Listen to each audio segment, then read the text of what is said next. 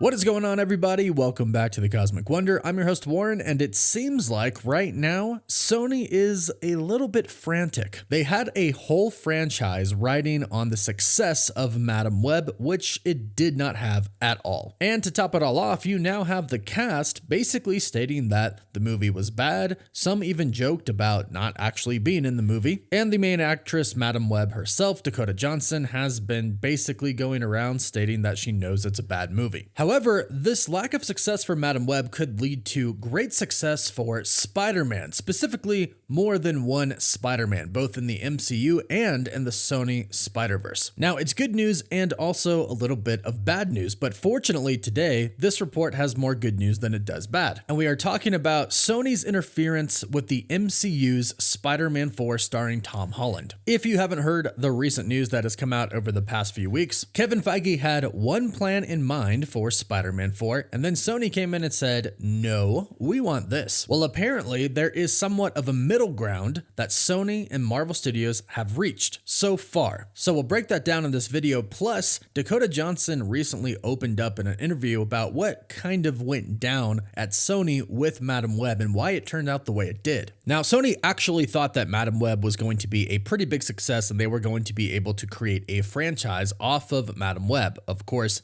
that is not what happened. This set Sony back and kind of changed their thinking. Like I said, they had a whole franchise relying on the success of this movie, and it was really their whole live-action Spider-Verse adjacent universe that was relying on the success of this movie, not just future Madam Web projects. But that just didn't happen. So now they're looking at Spider-Man, the one true success that they have, but he's over in the MCU right now. As far as live action is concerned, Spider-Man is really the only great thing that Sony has going for them right now. They do have Venom, of course, but Venom 3 is going to be their last Venom movie. And of course, they have the animated Spider-Verse franchise. But as far as what they had planned on making the money in the comic book space, they're reverting back to Spider-Man, which is why we've gotten a lot of reports recently about Sony messing with the direction for Spider-Man 4. According to multiple different insiders at this point, Sony wants Spider-Man 4 to be a big multiversal film, bigger than Spider-Man No Way Home. Whereas Kevin Feige and Marvel Studios, despite being in the multiversal saga, want Spider-Man 4 to be a more grounded film. And this is what most people thought Spider-Man 4 was going to be anyways, because they set this up in Spider-Man No Way Home at the end. Nobody knows who Peter Parker is anymore. He's on his own. He's in a crappy New York City apartment listening to the police scanner like a classic Spider-Man does. So the next film that we were supposed to get in Spider-Man 4 was supposed to be about Spider-Man fighting street-level villains. Kingpin is supposed to be the mayor of New York City. He has made being a vigilante illegal. And for those vigilantes who refuse to abide by his law, he sends his own lackeys after them. This results in him teaming up with possibly Daredevil and rumored Ant-Man. And the reason I'm recapping this is because it is still very relevant and important to the new reports today. In a recent report, reliable insider Alex Perez from the Cosmic Circus stated Sony and Kevin Feige are currently negotiating a middle ground that would let Spider-Man 4 have both a street level and multiverse element to its story. So essentially, the two different studios, Sony and Marvel Studios, are working out a compromise. They're going to meet in the middle, and it's okay that Spider-Man 4 is going to have a multiversal element to it because Spider-Man 3 No Way Home had the same thing. Plus, we are in the multiverse saga and we are going into Avengers Secret Wars. So it's not going to be out of place. It's going to fit in line with what the MCU is doing right now. The bad part is Sony is essentially kind of making Marvel Studios do something, which of course we've talked about in the past. I've ranted about it. I won't do it again. So as of right now, Spider-Man 4 is shaping up to be a street level film, but also a multiverse film at the same time. Now, I would assume that most of the movie would be somewhat of the street level action. They do the story with Kingpin, maybe have Ant-Man and Daredevil show up, and this kind of works out because Kingpin shouldn't be the big bad Spider-Man boss right now. They should build him up even bigger for further movies. And then ultimately they can have the multiverse aspect come in in towards the end and perhaps have a Kang variant or some Spider-Man multiversal villain coming from another universe pop in and be the main villain. Maybe the other two Spider-Man pop in again, which is probably what Sony wants, and they take down some multiversal villains again together. The only problem with this is it's exactly what we saw in No Way Home. So what they'll really have to do is differentiate the two films, basically stating, hey, it's not our universe that's in jeopardy, it's the entire multiverse. Every single universe out there is about to be destroyed. And if it's a Kang variant, they could think that defeating him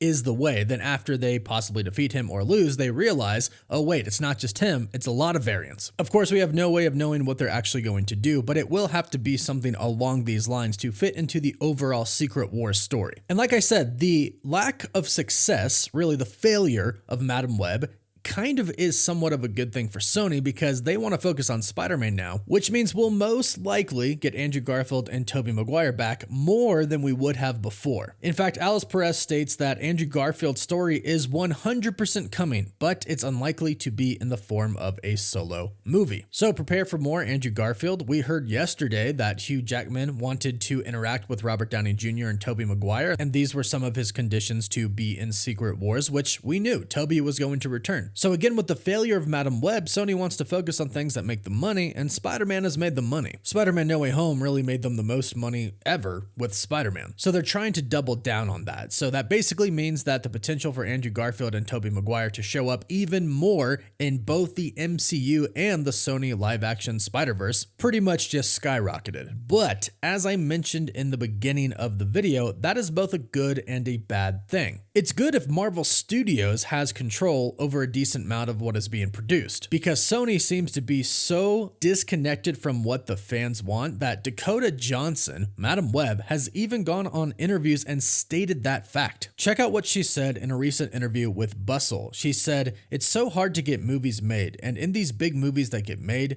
and it's even starting to happen with the little ones, which is what's really freaking me out, decisions are being made by committees, and art does not do well when it's made by committee. Films are made by a filmmaker and a team of artists around them. You cannot make art based on numbers and algorithms. My feeling has been for a long time that audiences are extremely smart, and executives have started to believe that they're not. Audiences will always be able to sniff out the bull. Even if films start to be made with AI, humans aren't going to effing want to see those." And she would then go on to say, "But it was a real learning experience, and of course it's not nice to be a part of something that's ripped to shreds." And she also said that the final product was nothing like what she was pitched and originally read. So Sony came in and basically messed up everything. And according to Dakota Johnson, it's because they think they know more than the fans. Well, I'm sorry, but the fans are who watch your movies, and if they like the films, go watch them repeatedly. And if they don't, and they feel like they were being conned by what we saw in the trailer, which that totally was the case, then we're gonna go and tell other people everywhere, on the internet, in person, and they're not gonna go watch your movie and other movies being made. So Sony clearly has a very big disconnect right now with what